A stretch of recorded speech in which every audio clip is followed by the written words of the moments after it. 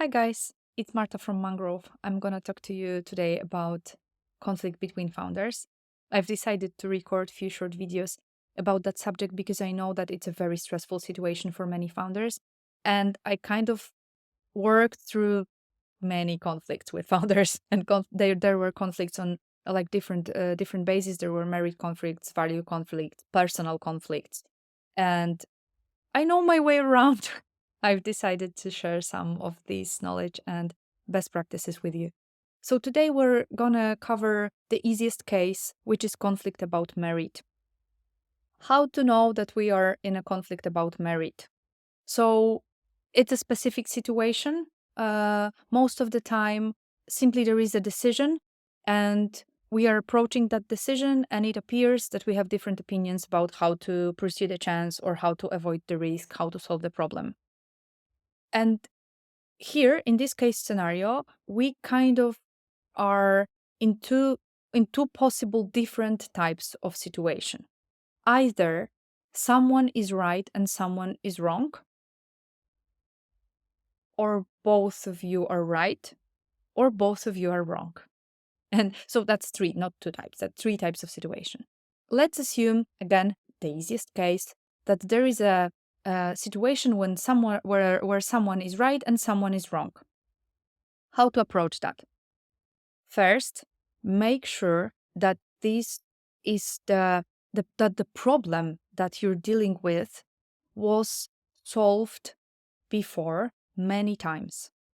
Because if this is the problem that was solved before many times, it may mean that there is right and wrong solution because there is enough data to help you decide which will be who is wrong and who is right.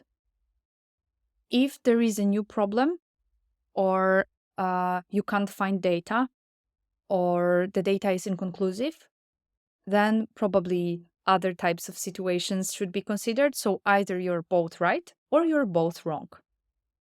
But again, let's come back to the right and wrong situation. If you think you're right, back up your solution with data. Find data and bring the data to the table. If you feel you might be wrong in this situation because you are seeing the data and you think, oh God, I'm wrong probably, do not try to win. Just simply accept that people are wrong from time to time, and it's great that at the moment that you're wrong, your co-founder is right, because it means that you are both together able to lead that company and that you are a good fit. So if you're wrong, just accept that, back out, and simply thank someone for figuring out the better solution than you did, and go and implement the decision. It might be that you are both right. It happens in the situations when there is no one possible solution. And it happens quite often when the benefits are difficult to establish. So the cause and effect relationship is not really clear. If you are in this particular case scenario, agree on assumptions. So if both solutions seem to be working, agree how would you choose the better one? Is it fastest? Is it cheapest? And simply agree on like external criteria that you didn't take into consideration while proposing the solution. And on that basis, just pick the solution that fits better. For startups, quite often it's fastest. And sometimes, especially in today's market conditions, it's cheapest. And then there is also another possibility that you are both wrong.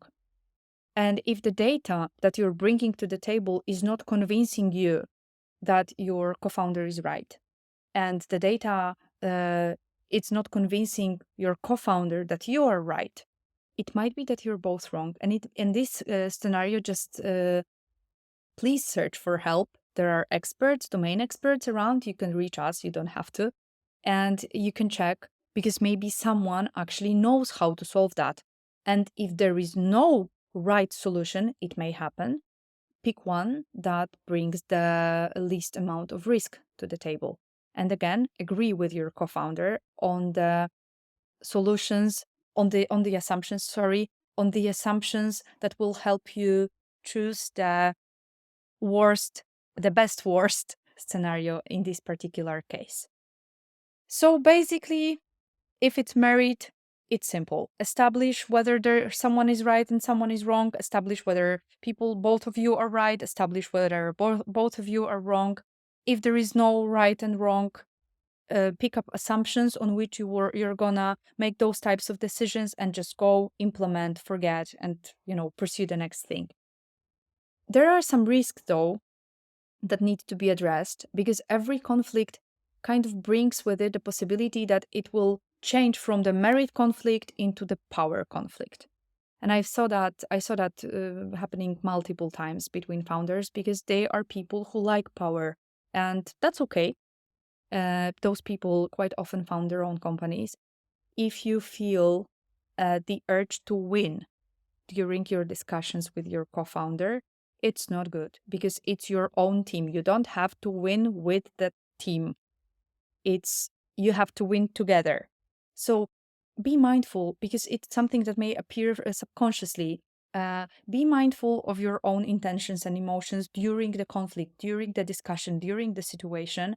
If you feel that you are trying to win too hard, that you are not about the merit, but you feel that you will lose, that you will fail if someone is right and it's not you, then you should probably take some deep breaths, maybe take a time out from that discussion and come back with clear intentions and clear approach to make sure that you are actually playing together. One other risk is that the form of the conflict will be too aggressive to pursue it in a healthy way. This is also something that I've seen. So from time to time, people get angry while they discuss merit stuff, and they start using ad personam arguments. So whenever you hear yourself or someone else saying the sentences like, but that's something you have always been doing, you always do that, and you never do that, if it kind of resembles the conflict in a couple, it's probably worth taking a deep breath, maybe going for a lunch, maybe postponing the discussion for the next day, because apparently you're losing it and it's becoming another type of conflict, not the merit conflict. And there is the third risk.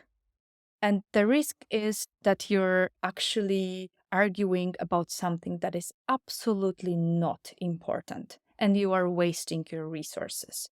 And this is something that I'm covering in the last minute of this video, but that should be covered in the first minute of your discussion. So whenever you find yourself in a conflict, please establish that you're actually arguing about something that is important for the company.